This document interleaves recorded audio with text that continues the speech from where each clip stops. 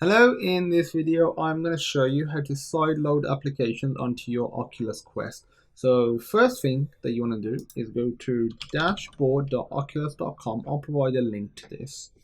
And actually one other thing that I want to mention, prerequisite, you will most likely need a USB Type-C to a regular USB Type-A cable, which does not come with your Oculus Quest. The Quest comes with a USB Type-C to USB Type-C. If your laptop or your computer actually has USB Type-C ports, you can use that cable.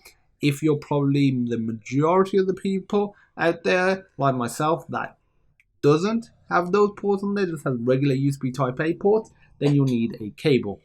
You might have one already with one of your Android phones. If not, you can buy it cheap off eBay, Amazon, or just borrow it from a friend. I'm using my OnePlus cable. So you want to go to create new organization. Here you can name it whatever you want. I'm going to say Hollywood 1 2 3 4 5, whatever. Really, and I go to I have read, I agree, and that's it. That's all we need to do on this part right here. So we can close this down.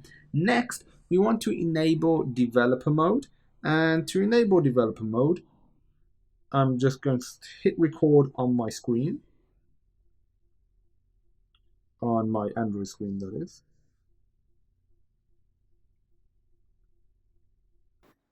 Okay, so you can see the screen now. I'm going to go onto the Oculus app.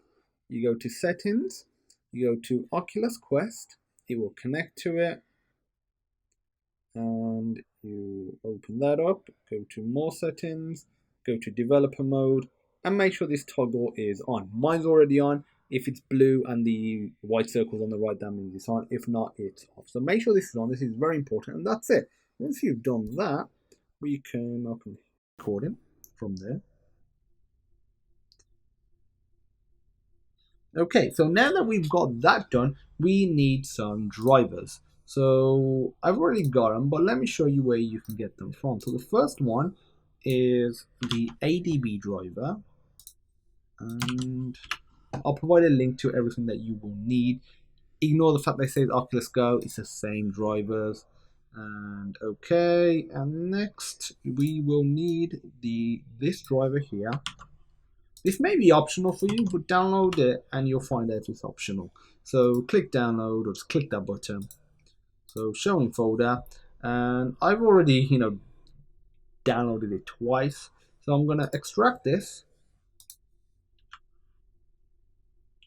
Okay, so you want to go to your ADB driver, USB driver, go to the INF file, right click it, go to install, click open, click yes. It's successfully installed, fantastic. Now, open up command prompt, and in here, what you want to do is, actually let me reduce the size of the window down a bit. I think it's a bit too big at the moment.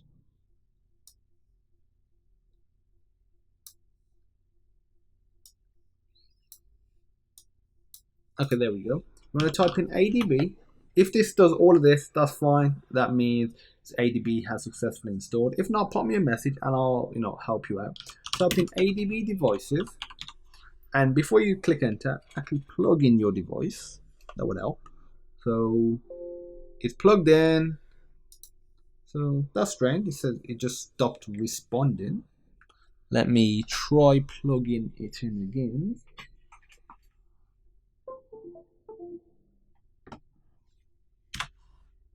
Okay, so my device has appeared there. If the device does not appear, so if it doesn't appear, sorry, I just disconnected it. So there you go. The device has appeared. If it doesn't, then what you want to do is go to the ADB driver that we just downloaded. They're both the same. Click extract that. Open the folder. Go to the exe. Click yes. And it appears there. What you want to do is unplug it, re-plug it back in, click refresh. Once it appears there, then go back here and make sure the device appears there. So this step is only required if it doesn't initially appear. So that's only if it does not initially appear. Now you can actually install games or anything you want. So a great place to download stuff is apkmirror.com, and you can download regular APKs. I've already got an APK, so imagine if I wanted Mobile Strike, just go down here, go to this particular version, click download APK, and then it will start downloading.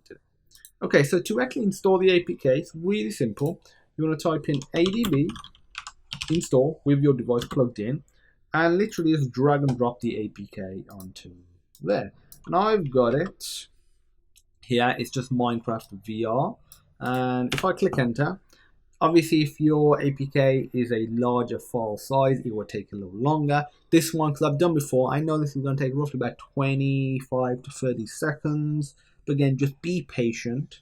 So if we just wait about, probably another 15 to 20 seconds, and then it will successfully have been installed. And then I'll show you on your device where you can actually find it.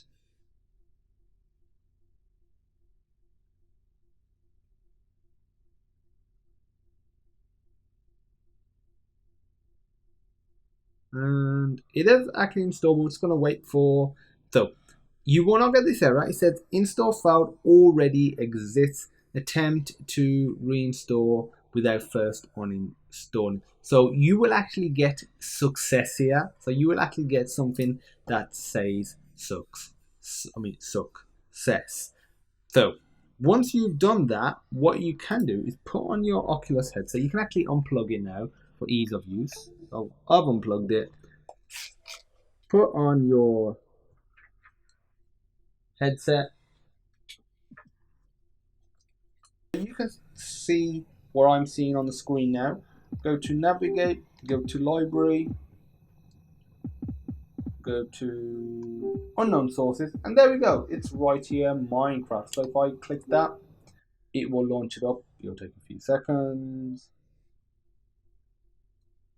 And there we go. It has now successfully launched. It says please press the X on your controller. So Minecraft Gear VR requires you to have an Xbox controller connected, so you can actually press the X button. Obviously, depending on what you are using, it will be slightly different, and the actual controller will be fine, most likely the Oculus Quest Touch controller. And that is it. So that is how you.